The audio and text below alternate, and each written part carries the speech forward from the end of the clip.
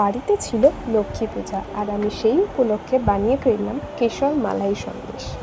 প্রথমেই আমি 1/2 লিটার দুধ নিয়ে কন্টিনিউয়াস ওয়েতে নাড়তে থাকবো যাতে কোনোভাবে দুধ বসে না যায়। দুধ ফুটে গেলে তার থেকে 1 থেকে 2 চামচ তুলে নিয়ে তাতে অল্প কেশর মিশিয়ে নেব আর মিশ্রণটি আলাদা করে রেখে দেবো।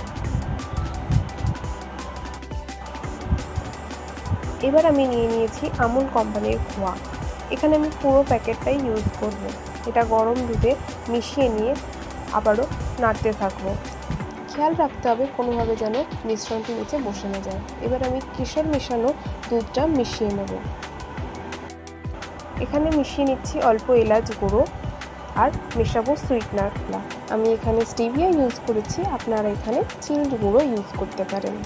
এবার আমাদেরকে ততক্ষণ নাড়তে হবে যতক্ষণ না এটা সন্দেশের টেক্সচার নেয়, আর এভাবেই আমাদের রেডি হয়ে যাবে কেশর মালাই সন্দেশ।